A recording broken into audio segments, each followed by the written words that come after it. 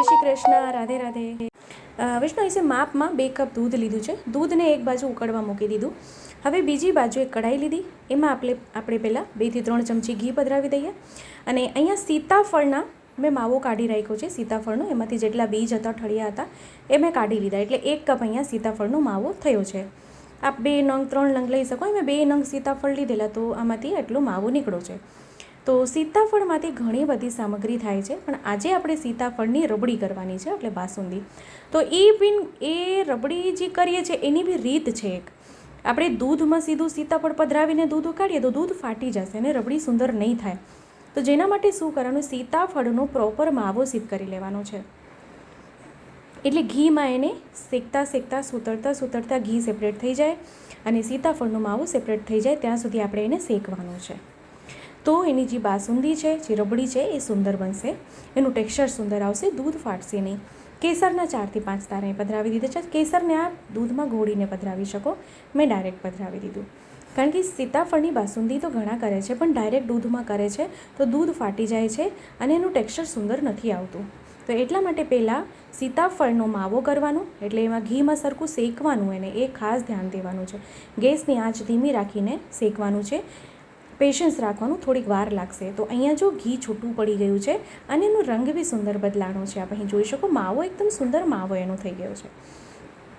तो अहींया दूध बी उकળી गयुं छे, तेमां आपणे साकर पधरावी। 2 कप दूध लीधुं होय तो एमां आपणे एटले 2 कप दूध एटले अर्धो लीटर दूध, तेमां 50 ग्राम साकर, सुगंधी एटले एलचीनो पाउडर पधरावी दઈએ સાથે અને આ दूध ઉકળીને ઘટ થાય, રબડીનું ટેક્સચર આવે ત્યાં સુધી આપણે એને ઉકાળવાનું છે, કારણ કે આપણે બાસુંદી બનાવી રહ્યા છીએ सीताफळની।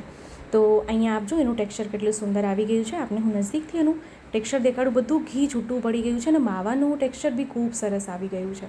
तो आपने जो विडियो गमे तो लाइक जरूरथी करशो, आपणा ग्रुप में शेर करवानुं ना भूलशो, जेथी वधुथी वधु लोको सुधी विडियो पहोंचे अने एने पण विडियो उपयोगी थाय। तो आवी रीते मावानुं टेक्सचर आपणे जोशे अहींया कि घी आखुं छूटું पड़ी जाए अने मावो अलग थई जाए। तो अहींया रबड़ी बी सुंदर उकળી गई छे। હવે અહીંયા ગેસની આંચ બંધ કરી દેવાની અને આપણે સીતાફળનો માવો રબડીમાં, એટલે દૂધની રબડી જે આપણે સિદ્ધ કરી છે એમાં પધરાવી દેવાનો છે અને એને સરખી રીતે આપણે મિક્સ કરી લેવાનું છે। તો આ રીતે આપ सीताफळની રબડી કે બાસુંદી કરશો ને તો ખૂબ સુંદર થશે, दूध फाटશે નહીં અને એનું ટેક્સચર અને ટેસ્ટ બી ખૂબ સુંદર આવશે। तो आपने हमेशा हूँ सजेस्ट करूँ छूँ कि कढ़ाई हमेशा जाड़ा तळियावाળી लेवानी। एनी लिंक भी हूँ आपने विडियो में आपूँ छूँ।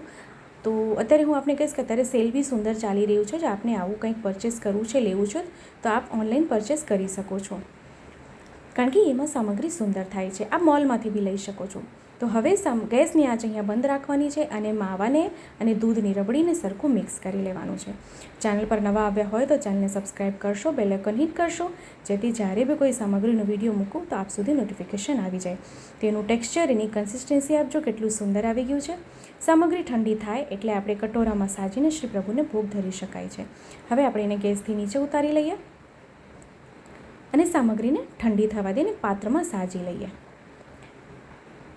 તો વિડીયો આપને કેવો લાગ્યો છે કમેન્ટ કરવાનું ના ભૂલશો। તો અહીંયા મેં કટોરો લીધો છે, કટોરામાં આપણે સામગ્રીને સાજી લઈએ। તો અહીંયા જે આપણે सीताफळની बासुंदी करी है, रबड़ी करी है, अने बर्फी भी सुंदर थाय छे, आनुं रायतुं भी सुंदर थाय छे। तो आपने एनो विडियो जो जोवो होय तो कमेंट करशो, ए विडियो आप साथे चोक्कसथी शेर करीश। अने उपरथी अहीं बदामनी कातरी लीधी छे, एनी सजावट करी छे। तो विडियो केवो लाग्यो कमेंट करीने चोक्कसथी जणावशो। तो फरीथी मळशुं नवा विडियो नवी सामग्रीनी साथे। त्यां सुधी आप सौने मारा जय श्री कृष्ण।